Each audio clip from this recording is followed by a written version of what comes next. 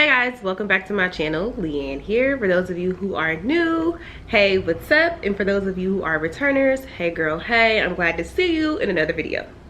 So today's video is going to be about my hair, even though I have in these knotless box braids right now. It's going to be about my natural hair. As you can see from the title, this is a video pretty much going over the things that I did to grow my hair from chin length to pretty much mid back length in less than 2 years. So if you want to know how I did that, stay tuned.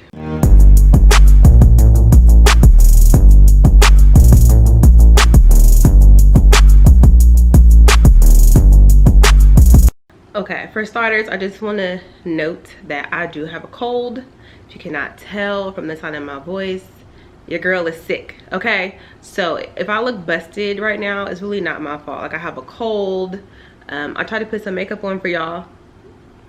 I tried, but I don't feel like it's working, so whatever. But anyway, second thing I do want to know before I start my list is that hair growth pretty much has to do with your genetics. I mean, granted, it does help to take care of your hair properly, but the rate that your hair growth has a lot to do with your genetic makeup. So things that people throw out there may work for you, they may not, but also, you know, if your genetics just ain't set up like that, they not set up like that. So don't beat yourself up too much if the things that people are suggesting don't work for you. Okay, also keep in mind that just because they work for me doesn't mean it's gonna work for you, and vice versa. Everybody is different, so yada yada yada. Okay, let's get started because my throat is hurting. Like, I don't know why I decided to do this video with a cold, but I've been wanting to do it for a while, so I just figured I would do it for you guys. I have my little tips here on my phone, so if I'm looking down, that's what I'm looking at. Okay, so tip number one, which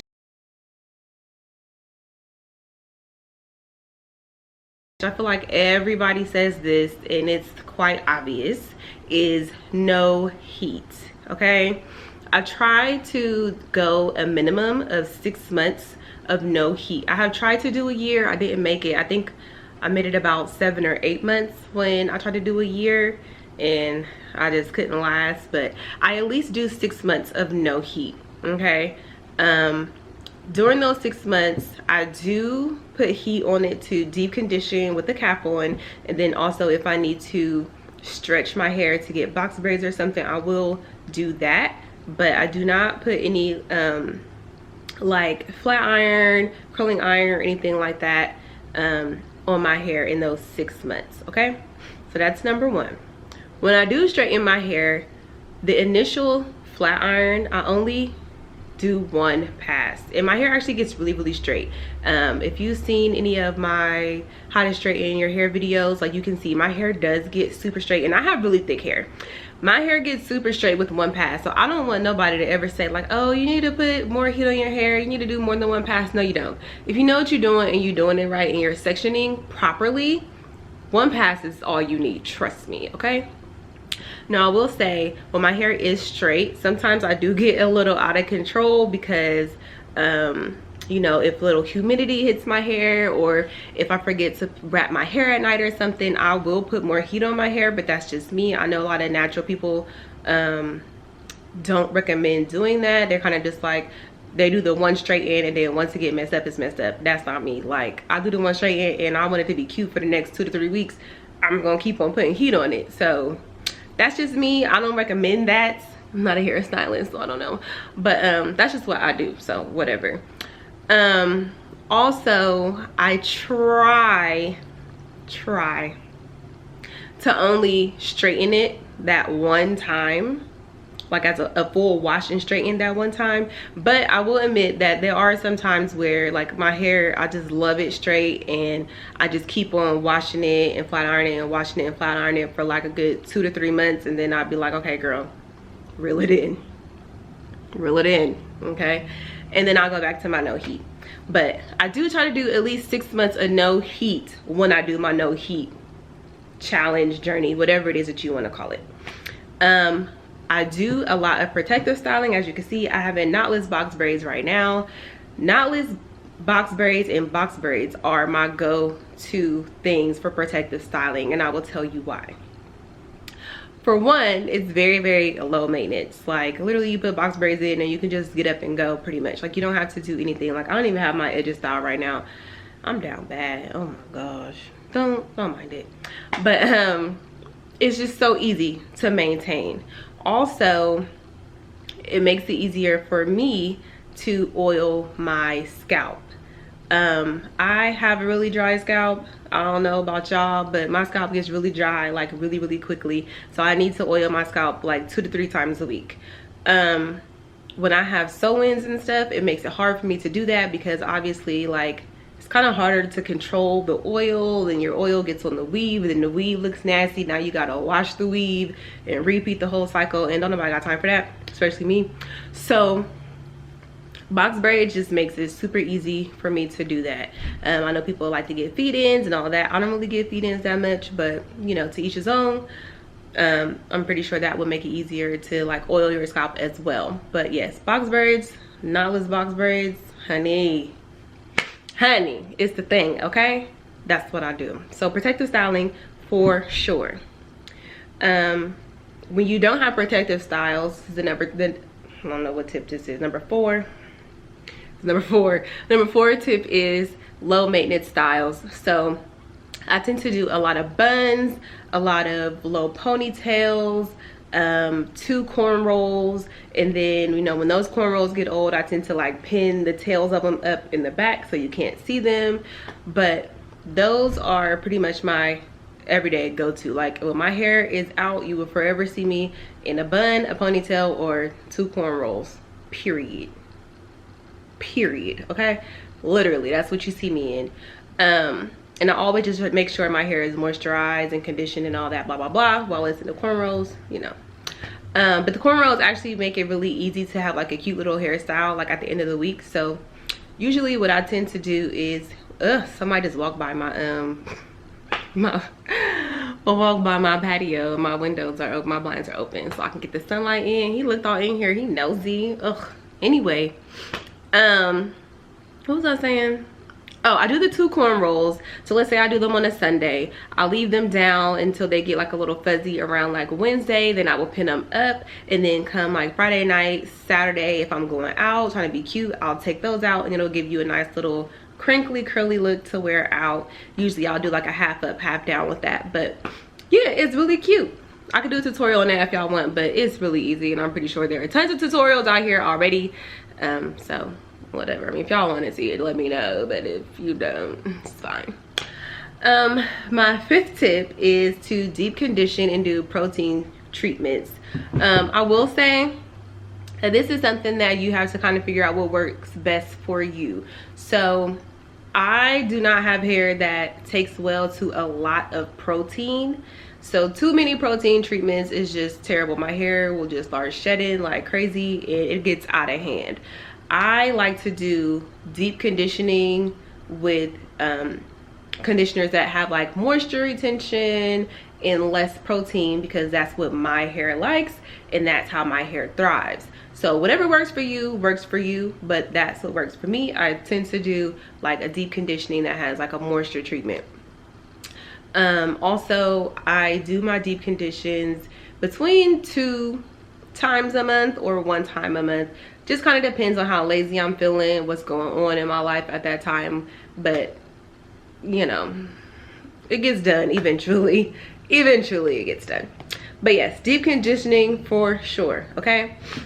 My 6th tip is biotin, or some type of hair, nail, skin vitamin, hair affinity. I've taken that before, but I definitely like biotin the most. And maybe a hair, skin, and nails, I don't really use that one, but I know a lot of people who do. Biotin for me is just easier because you can pick it up at the grocery store. So you know, when you run out, you can pick it up, and usually it's like you can get 2 for the price of 1 type of thing. So that's why I really like it. And I feel like it works a lot, like especially when I have in box braids, I can see the growth. Like I've had these in for a little over a month and I have a lot of new growth. Like if I was to let this down, honey, it will be a whole nother story. But yes, biotin. I know people say that biotin sometimes breaks your skin out, but I have never had that problem. I've been taking biotin for years and I've never had an issue with my skin breaking out due to biotin. So but I also drink a lot of water, so maybe y'all need to take y'all's water intake up. Next, I said this already, but oil my scalp. I have a very dry scalp, so I make sure I oil my scalp at least 2 to 3 times a week, and I massage it in to get the little bloods flowing, you know. And that's that. And next is finger detangling. So I have really thick hair and I have a lot of hair, so I try to make sure that I finger detangle versus using a comb or a dimming brush or anything like that. I have found that finger detangling has saved me a ton of shedding, okay. So I finger detangle a lot when I'm in the shower, when my hair is wet, and then obviously when I have my conditioner in, I do sections and I finger detangle that way. And then if I really need to like braid up my hair or something like that, then I will go through with the big tooth comb and detangle that way. But honey, finger detangle is everything. I'm telling you, like, if you are somebody who feels like you shed a lot of hair when you detangle your hair, try finger detangling because it will save your life, okay? Alright, so my last tip is to not focus on your hair growth so much. I know sometimes it's hard and we get you know, fixated on wanting our hair to grow, and you know, you're like, I'm doing this, I'm doing that, and my hair is not really growing. But when you think about it, you only been doing this for like 3 weeks, so how much do you really expect your hair to grow? The more you fixate on it, the longer it seems like it's taking. But when you just kind of stop thinking about it, and then you just do what you do, going about your daily life, and then you just wake up one day and you're like, oh, let me do a lymph check. And then you be like, wow, like my hair really grew. It's because you're not paying attention to it. If you doing this every single day, like, you're not going to see that much growth. So I would just suggest like kind of just doing the steps that work for you to keep your hair healthy and to retain length, but also not thinking so much about wanting your hair to grow at the same time, if that makes sense. That's another reason why I like box braids. Just a little tidbit, to be honest, is because I can't really see my hair. I can't pull at it to see, oh, like, did it grow, whatever. Like, I can only see it when I take my hair out. So that kind of helps me to like not really think about the hair growth as much, if that makes sense. So yeah, those are all of my tips for how I grew my hair, how I take care of my hair, how I'm still growing my hair because I'm not at my actual hair goal yet. As I said earlier in the video, my hair went from about chin length and it is now sitting about here. And that was in less than 2 years that I grew my hair to that length. I actually want my real hair length to be around here. So we got a little ways to go. So we'll see how long it takes me to reach that. But honestly, I feel like I'll be there this time next year. If I just keep on doing what I'm doing and don't cut my hair, which is something that I suffer from. Like, I love cutting my hair when it gets long. I love just cutting it all off. So hopefully I don't do that this time. But yeah, those are all the tips I have. If you guys want to see like an actual like hair journey video, let me know, because I could definitely do one of those for you. It just would take me some time to get like all of my photos together so you guys could actually see like the progress from the first time I was natural to when I relaxed my hair to when I went natural again. Just the whole mess. But yeah, I could do that for you guys. So just let me know in the comments if you want that. Let me know in the comments if you do any of these tips, or if you have any additional tips to help any other naturals or any other girl who's trying to grow her hair. Put it in the comments. Let us know what works for you. And if you like this video, give it a thumbs up, please. You should give the video a thumbs up anyway, because I did this video when I was sick. Like, I feel like my energy is hella low, and I apologize, but I'm sick, so bear with me and give me a thumbs up and subscribe to my channel for more videos. Okay, see you in the next one. Bye.